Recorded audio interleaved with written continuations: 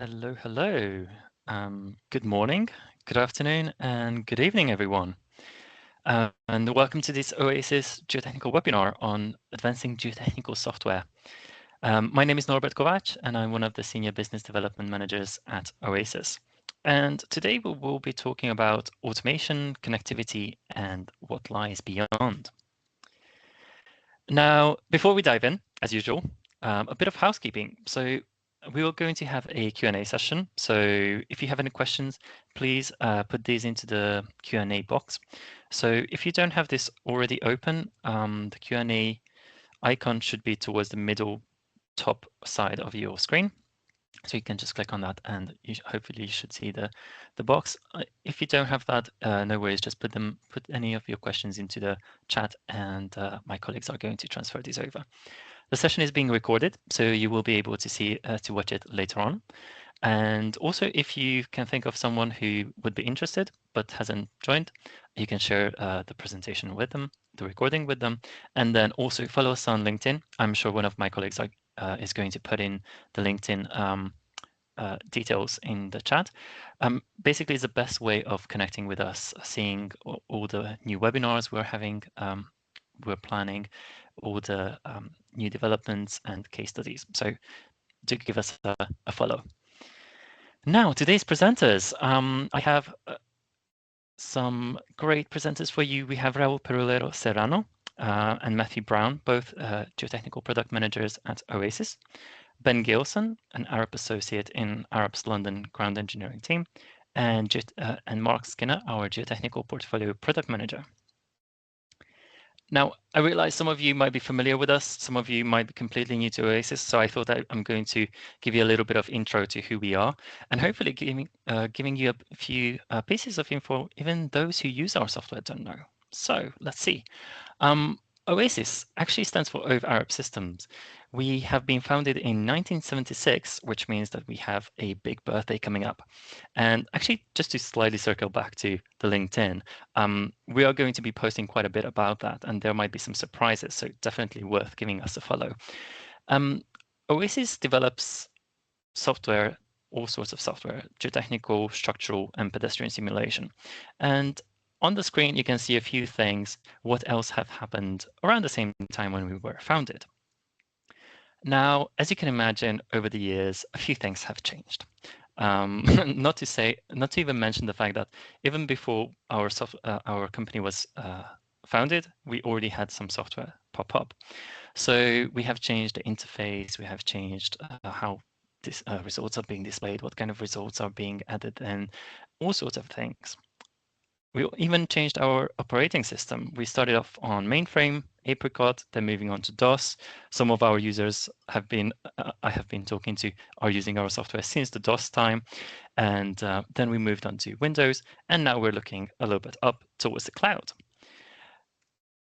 Now, what is it that has not changed? So what didn't change is the tried and trusted methods that our desktop software are using. So these are the methods that are underpinning each of our software, and most probably you are already familiar with them. While the methods have not changed, the way software is used, i.e. what people want to do with it, is constantly evolving and not always slowly. So as well as evolving with technology, our software has evolved to support these changing requirements. So that's a little bit of introduction about who Oasis is, and let's talk about today's webinar. So we're going to have a look back at how did we enable automation, connectivity, and then we're going to have a look forward towards what can you expect to see from us. Then we have Ben, who's going to talk about how Arup Ground Engineering is using technology on their projects, and then I'm going to wrap up with the final thoughts as well as the Q&A. So make sure that you have your questions ready. And with that, I'm going to hand over to Mark. Over to you. Thanks, Norbert. Hi, everyone. So, yes, I'm going to present the next section of our webinar, in which we will just look back at some of the ways that our Oasis Geotechnical software was evolved to help support automation, essentially, because that's one way in which people like to use our software. So going right back to when that process started, we started supporting automation, firstly by adding common interface capability across our suite of products.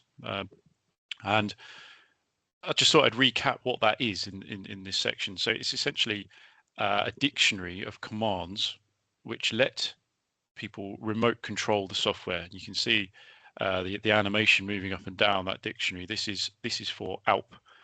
And it was first supported from Visual Basic for applications, so VBA largely in Excel. And we then expanded that dictionary to support use from Python, which is becoming much more common in more recent times.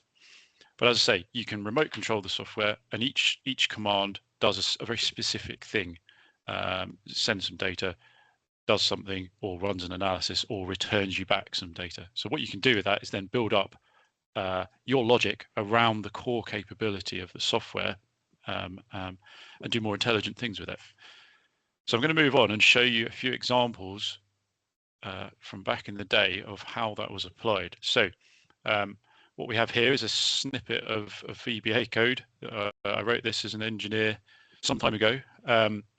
What I was doing was optimizing pile lengths in ALP. So the lines of code there that are highlighted in red dashes, those are COM functions that I'm calling. And as you can see, they're doing very specific things. So I'm setting a toe level of a pile. I'm then telling ALP to analyze the model. I should just clarify, we're starting with a model. The model's sort of open and loaded, and then I'm doing specific things to it. After that, what I'm doing is retrieving some results. So I'm getting the nodal displacement, how far that particular node has moved, and I'm getting the nodal rotation.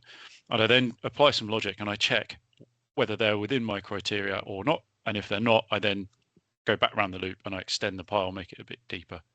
So really, yeah, remote controlling that software to achieve an outcome using some logic sort of bolted on around the software.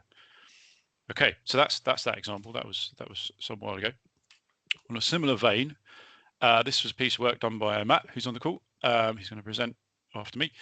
And what he was doing here was using COM commands to remote control Greta. So Greta is our product that designs gravity retaining walls. This was a site. It's an educational development. It was built on a sloping ground, or to be built on a sloping ground. So it involved lots of L-shaped retaining walls. And what Matt did there, you can see the workflow on the screen. He had a spreadsheet that listed all the inputs, and then he would go around the loop, sending those inputs to Greta, running the calculation, retrieving the results back, and then populating essentially a design guide in that spreadsheet, so that you had a list of walls versus specific parameters, and then they could be used almost off the shelf when needed at particular places on the site.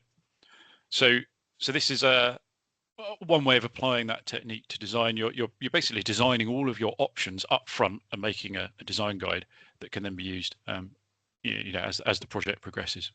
So that's another simple example of using automation with Greta in this case. Okay, back to piles. So a slightly more complex example here of how we're using the COM interface. This was a project. We were designing piles for overhead line electrification on a railway, and again, we're using a spreadsheet. We're controlling it using VBA. And this time we were remote controlling both ALP and pile to do specific aspects of calculation. So again, I'll work around the workflow, get the inputs set out on the sheet, things we know what we're doing with. We send those into ALP and pile. We run those calculations, we retrieve them back, and we put them in our worksheet. But here, instead of just working down a list of options, we're going back to iterating on a criteria. So we needed to design these foundations. It was actually to move less than a certain amount and to rotate less than a certain amount. And so we kept iterating until we achieved that. Now, the thing to note here, over on the right of the slide, you can see a sort of scope of the number of iterations we were doing. So we had about 60 foundations. Each one of those had up to 128 load cases with 4 different factor sets. So very rapidly, you're getting quite a large number of calculations. On on top of that, typically you don't just design something once and it's done. You iterate with other aspects of the project. So particularly the structural engineers might be iterating their design, and there's a bit of back and forth. So we ended up doing these calculations of the order of 100,000 times once all of that had been taken into account. And so you can quickly see the power of being able to automate, to be able to remote control these software. If you did that manually, it'd take an awful long time. So this is where we're getting to with this. Okay, a final example from me before I hand over to Raoul. This was another project using the common interface that we have on our desktop products, this time with XDisc. This was for a large diameter TBM project. This was in North America. So what they're doing with XDisc is assessing damage to structures above tunnel. In this case, it was utilities. So that's one of the things that XDisc does. Similar to the last example, we're doing an iteration here, but this time it was done in Python. So we had a Python script developed to control XDisc.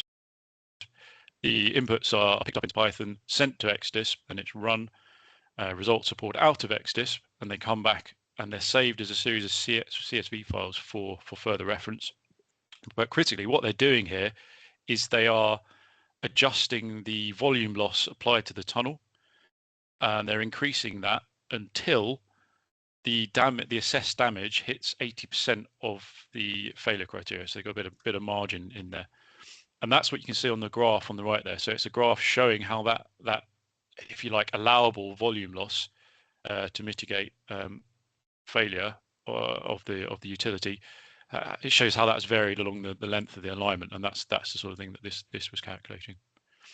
Okay, I should say that the CSVs, so they're also in a folder by Python, and what the project team did in this case is that they then used FME to visualize that in GIS. So move it into GIS, and you can then start to see the contours along the tunnel of how the results were showing up, spatially on a map, and that's where we start to get some power from these methods. Okay, last slide before I hand over to Raoul. I just wanted to show something we have inside Arup, which is our tools register. So we have people creating these scripts, doing great work on projects, supporting the use of our software. What we do inside Arup is we have a tools register, and that allows people to post these automations as tools on a searchable register, and then other people can find them. So what you can see here is that I'm searching for ALP, and it's showing up an ALP automation tool that's been built by someone inside Arup. And the idea is that you can then reuse that and not reinvent the wheel. So a good benefit there. Okay, that's me. I am now going to hand over to Raoul, who's going to focus a bit more on connectivity. I'm just going now to build on what you've been mentioning. So a bit of a recap is looking into how originally you had the application, and then you can control it remotely through scripting or through some functions through the common interface or the APIs. Now, a few years back, what we also implemented in the Oasis Geo Desktop Suite, and also in Gopher more recently, is the ability to work with the JSON files. So JSON stands for JavaScript Object Notation, which is very lightweight. It's text-based, you can read it, and it's a format that is used to store and exchange data with different applications. So the models, rather than being in the native file that is all like gibberish and symbols and things that the machine understands, in this particular case, the code is human readable, and it's stored in a way in a nested structure, as you can see on the screen. This is for the software ALP, and basically you go from the unformatted part on the left-hand side, and then when it gets formatted, for example, using Notepad++ or any other text editor that you might have, Visual Studio Code, then that nested structure contains different parts of the model. So you can see the different types of objects like soil data, the commercial control, the units.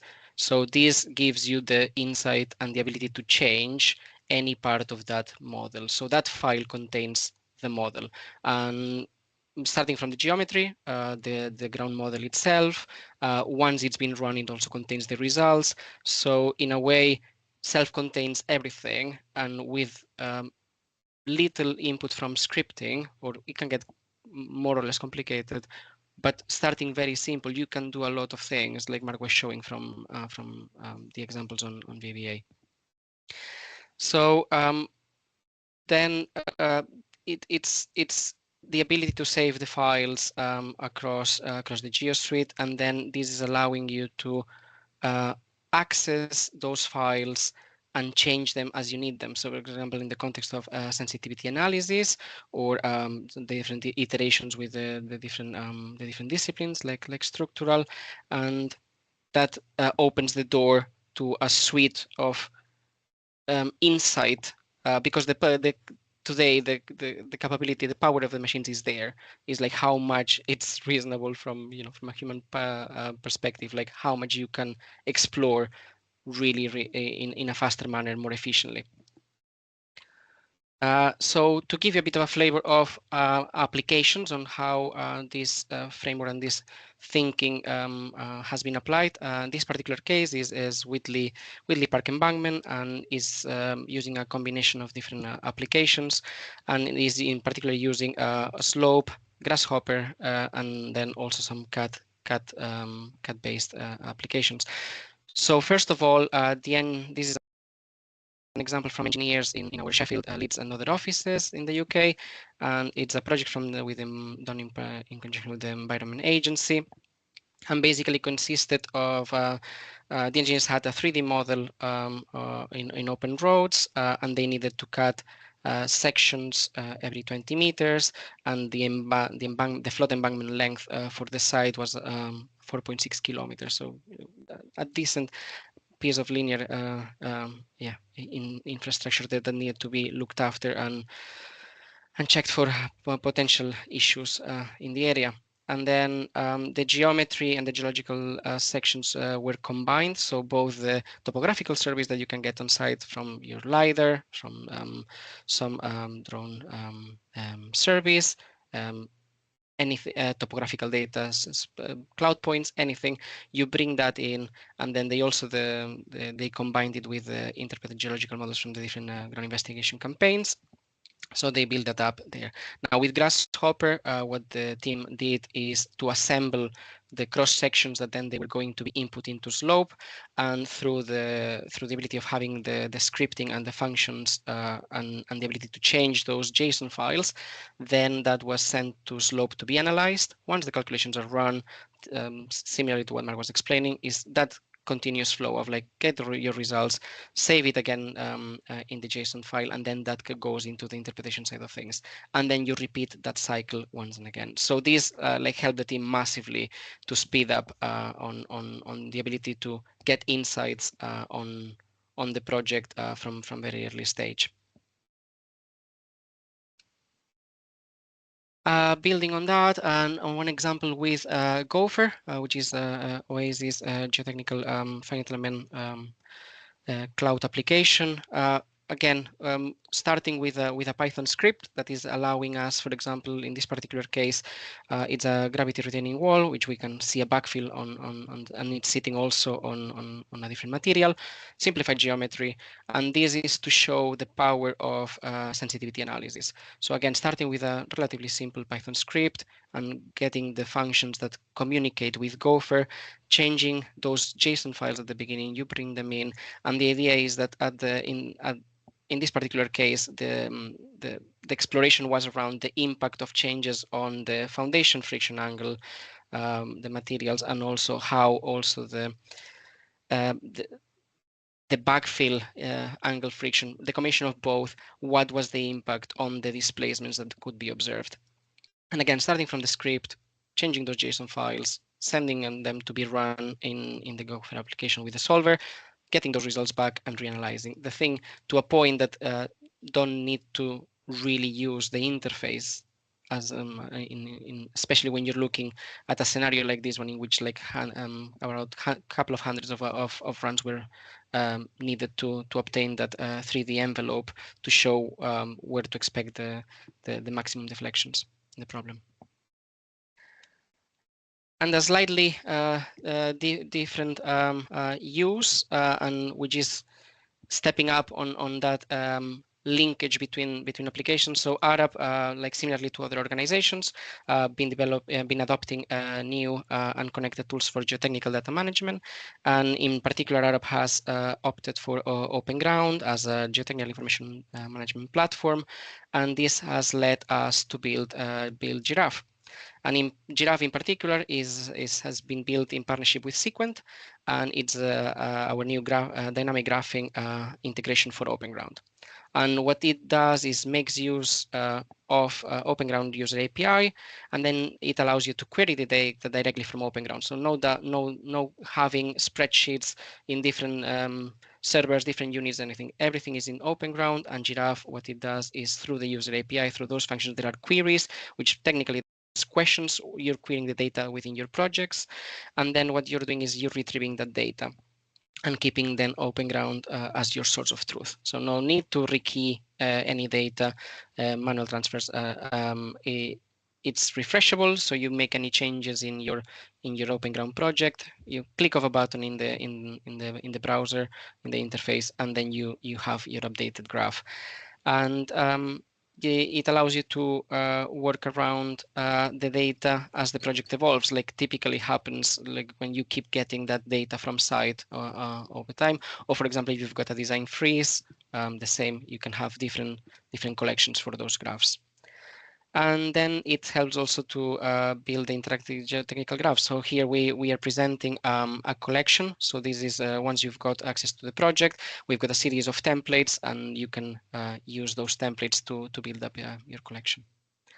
So with this, I'm going to hand over to Matt. So I'm going to talk a little bit now about sort of forward-looking and what our users are doing on the sort of cutting edge of automation and that side of things. So in the current landscape, we see kind of three factors in automation in geotechnical design: the accessibility of it, the technical possibilities, and taking advantage of cloud scaling. So automation is becoming easier. We have low code and no code options. I'll talk through a few examples, things like Grasshopper, where users without a great deal of coding experience can quickly set up automations and automated design controls. There are loads of libraries available. We've talked about VBA and then people using Python. Python has got so many really useful libraries already there that engineers can take advantage of: graphing, plotting, data management, things like that. We are starting to build in automation into all of our products. So kind of looking back at the COM stuff and then moving on to JSON manipulation and headless running, things like that really make automation a lot easier and more accessible to engineers. Computing power, etc., data volumes, speed of computation are all increasing, and to go with that, we have cloud scaling now.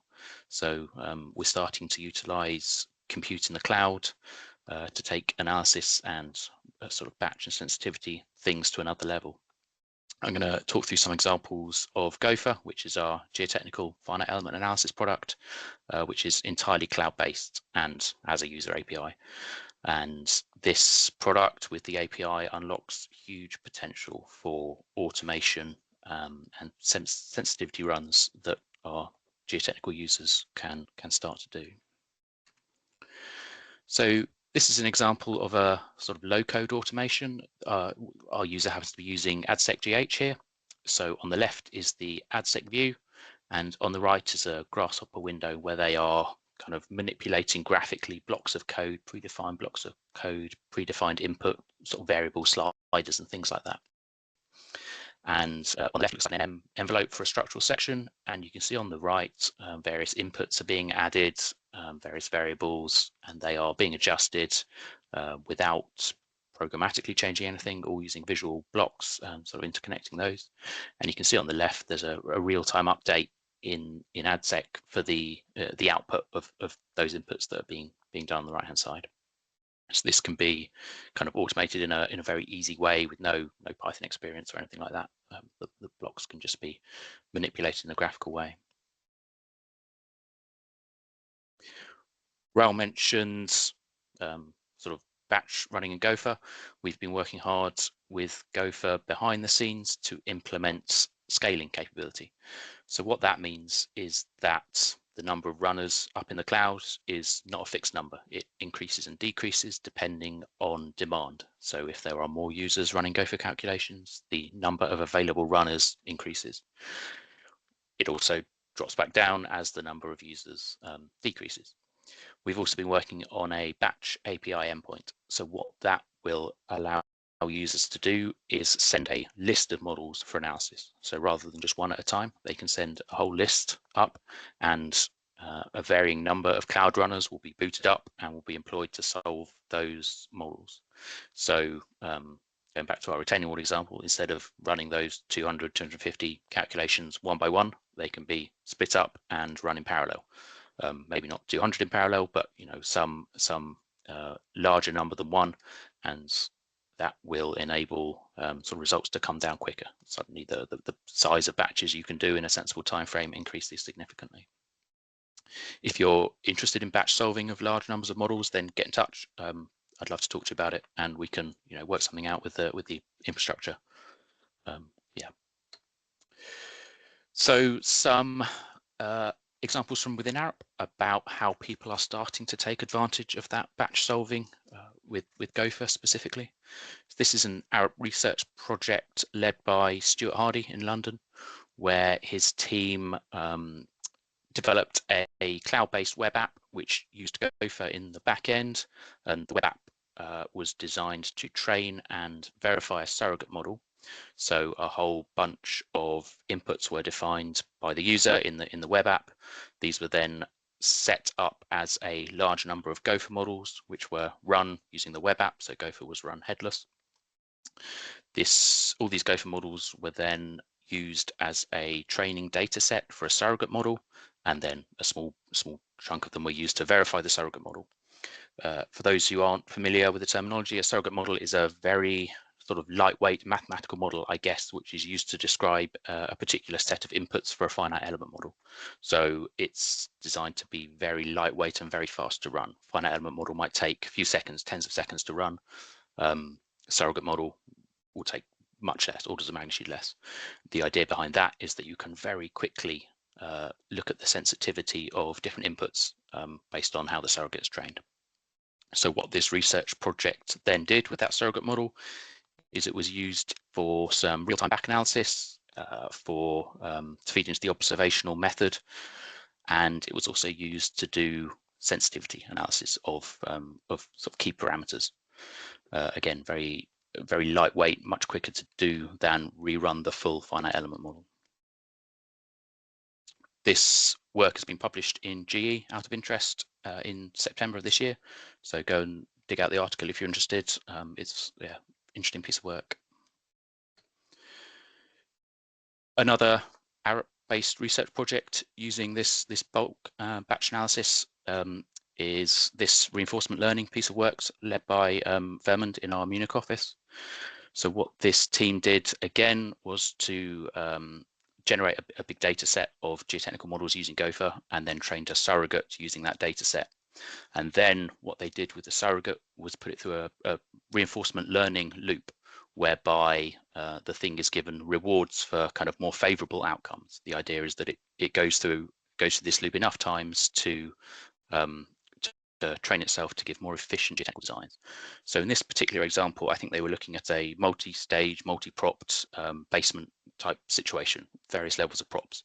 And the thing was rewarded for giving a geotechnical solution that was within the deflection and bending moments limits of the wall, but also that had like fewer props, for example, or a thinner wall section. So reduced costs, reduced construction duration, reduced carbon.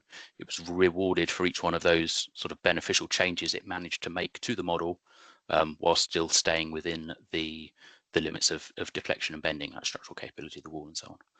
The idea behind this was that it would go through and find the most efficient solution for this particular retaining wall problem. Really interesting work. Again, this one hasn't been published yet, but if you are interested to know more, please get in touch. I can put you in contact with the engineers working on it. Sticking with Gopher, so I suppose the ultimate way of connecting various bits of software is to merge the calculation methods within them. In Gopher, in the last few months, we have been looking at implementing our limit equilibrium slope stability solver from desktop Oasis Slope into the cloud and into Gopher. So this means that within the Gopher environment, you can draw your model, add your soil parameters, etc., and then send it off for various different types of analysis. So it could be a finite element calculation. It could also be a limit equilibrium slope calculation, all within the same model, same geometry, same soil parameters. Set everything up once and send the thing off to different solvers to do the different calculations. This is still in development. We are getting towards a release. We're in the later stages of user testing, and it will be released this side of Christmas, hopefully. But if you're interested in having a play with it and using multiple calculation methods within the same model, then get in touch, have a play with Gopher. We're happy to set up demos and talk to you about the software and the capability that it has. So that's the end of my section. I'm going to pass on to Ben now. So in the final part, I was going to give a bit of an update of some of the wider initiatives that we're doing within ground engineering at Arup, following that really useful summary of some of the automation work that we've been doing. So firstly, just thinking about a topic that we've been working through quite a lot recently, and was a real discussion point in the recent Geotech conference, was the importance of collaborating with the vendors providing this software. We're fortunate in Arup that we have our in-house team that we're speaking to here, the Oasis team, who we can get alongside and understand what we need, and we can influence what they're doing. But the importance of having those conversations with other vendors that we're relying on to provide this technology outside of it has really come to bear in the last few years. This might be a sort of cycle that we might typically go through, identifying a need for some software. We gather requirements, want to understand what it's got to do, look at the options, and then select one to hit our target of being able to use it. But I'm sure most of us know that that doesn't go as simply as that.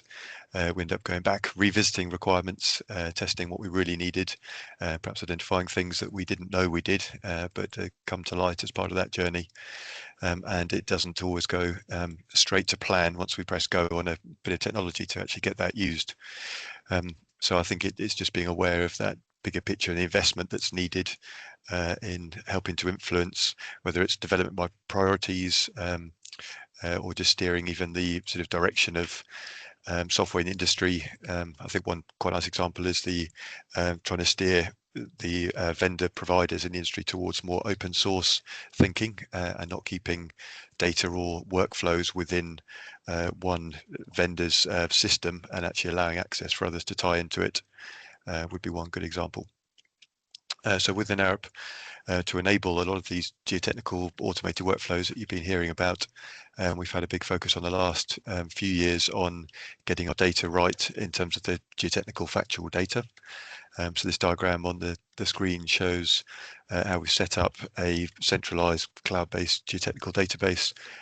In this case, we've been using OpenGround, and that's allowed us to then build up a series of workflows around that. You can see some of the examples on the screen, whether that's bringing the data then straight into Leapfrog to do some ground modeling, like you can see on the right there for Crossrail 2, connected in with CAD packages, developing GIS plugins, and this whole kind of system that can then sit around it, including our some of the internally developed apps on the bottom there that we've been putting together once we've got that standardized, centralized data. So I think that's one point that we've learned and really focused on, is getting the data right underneath and in the cloud and accessible with APIs to then enable this connectivity. And the Giraffe example is one that's been touched on before. So that was a missing requirement from what we had out of the box, and therefore worked with the Oasis team to develop Giraffe, which is now being sold as part of the ecosystem around OpenGround, and enables us to plot up data and look at it. And so that's the very early part of the journey, but then that enables more workflows to be developed along the way, all the way through from initial desk study before we're even drilling anything in the ground on the left, through then to the analysis, reporting, and the construction stage, and the maintenance. But one challenge that then arises, particularly thinking around connected and passing data from one place or tool to another. Is how we then make that available and the outputs from that for the wider team to be able to use and inform their decisions. So one of the ways that in Arup we've been applying this across not just ground engineering but across multiple disciplines has been through a tool, Arup Fuse, which has been used.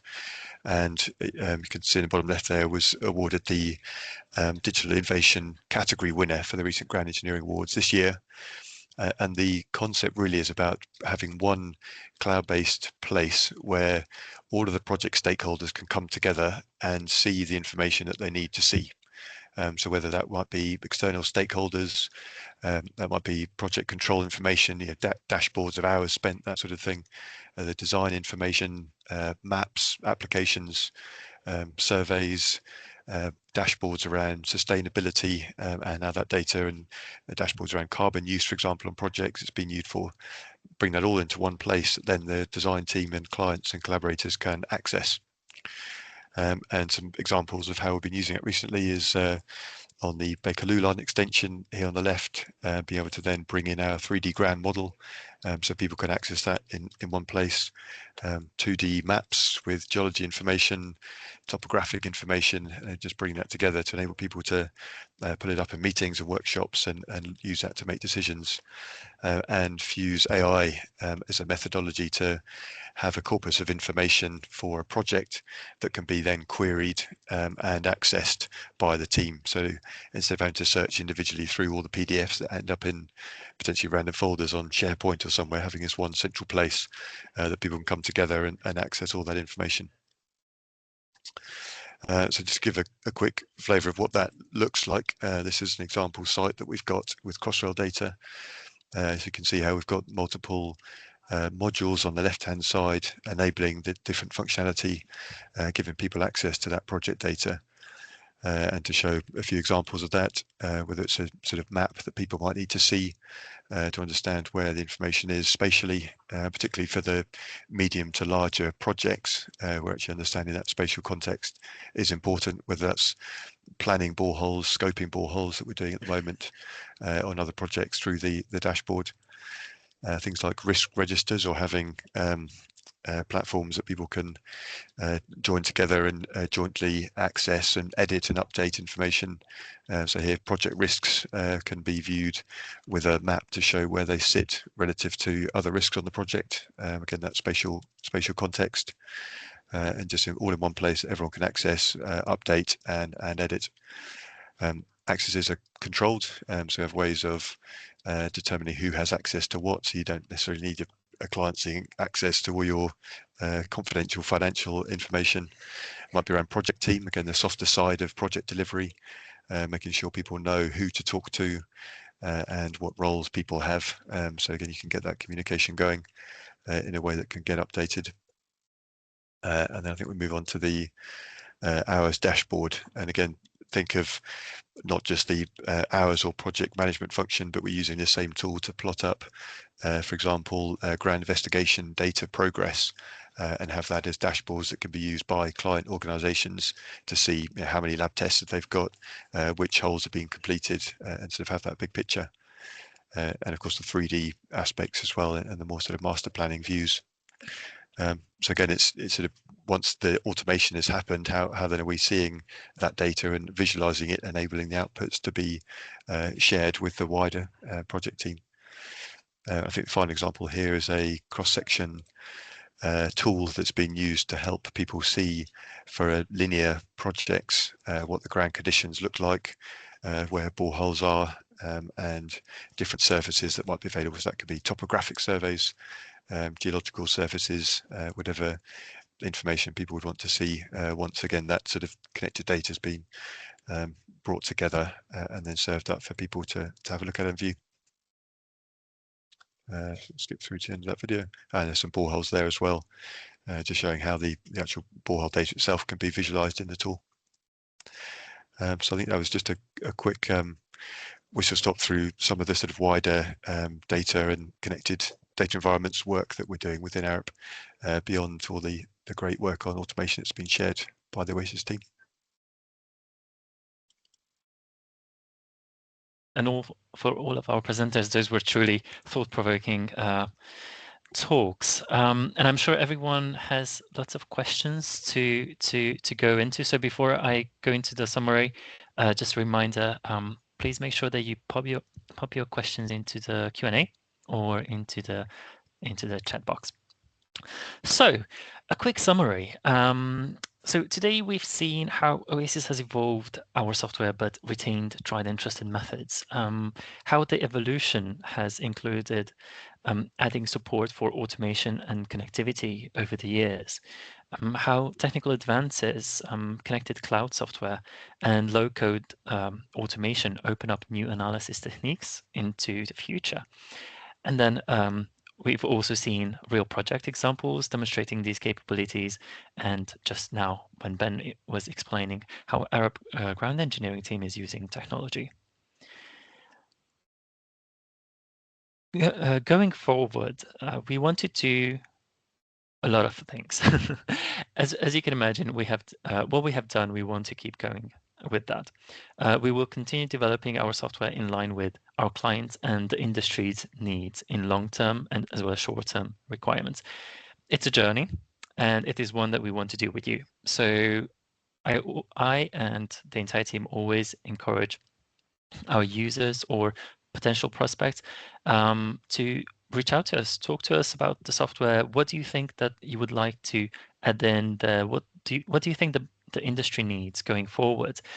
These are the essential informations that we're using to build the software around which you can build your workflows and your work. And yes, it's exciting, if not a little daunting, to think about what the next 50 years might bring. But we really want to make sure that we play our part and we play our part right. So with that, I will wrap up.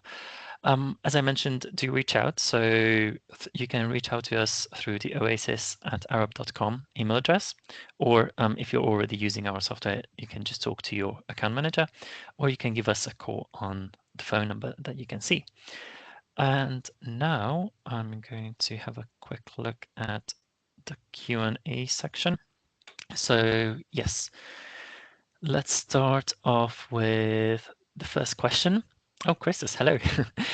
So the question is, what is the most efficient way I can enter an AutoCAD drawing showing, for example, a basement perimeter with XYZ coordinates into PDISP and XDISP? Who would like to take that question?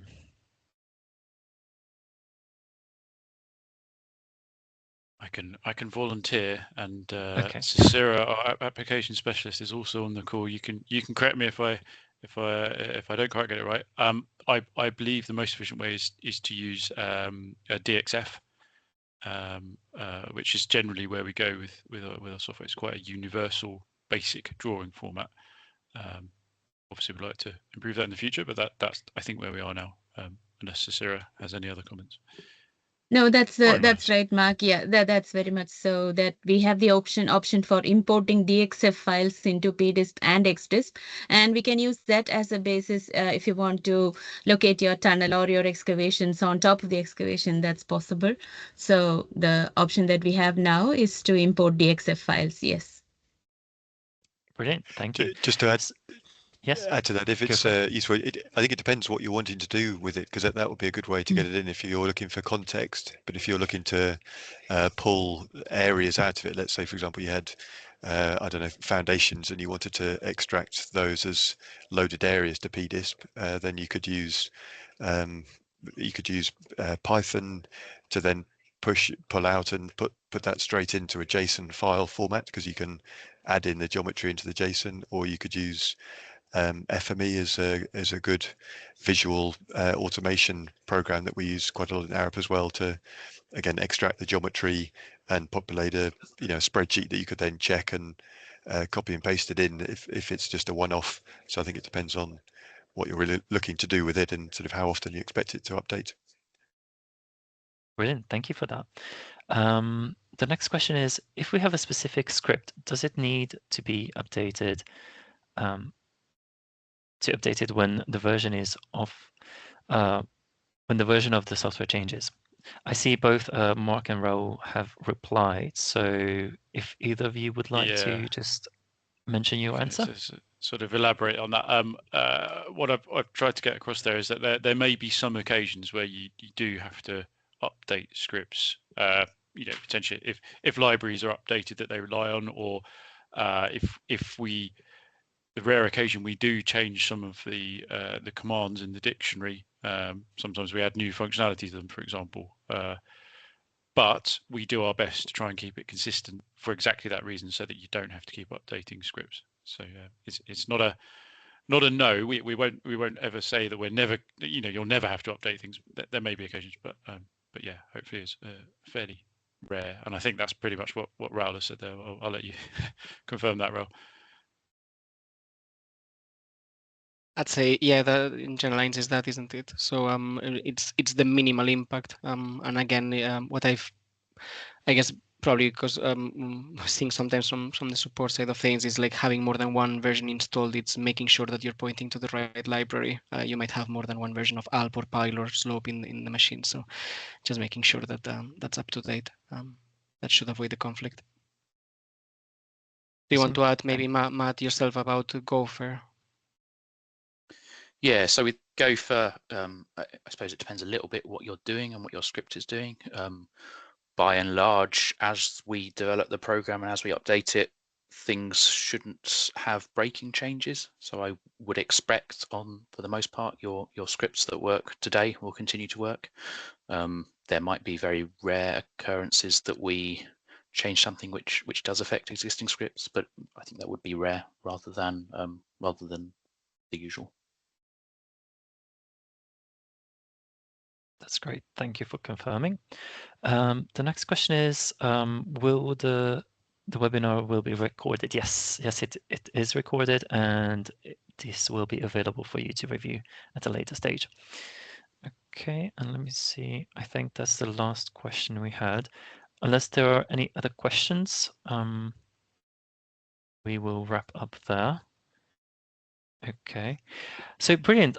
Thank you, everyone. Thank you for all of our presenters. Those were really interesting talks. So I hope our attendees think the same way. Thank you for everyone for joining in. As I mentioned, the webinar is going to be available on our website, so you can review that and share it with your colleagues. And for now, thank you again for your time, and see you around. Thanks, everyone.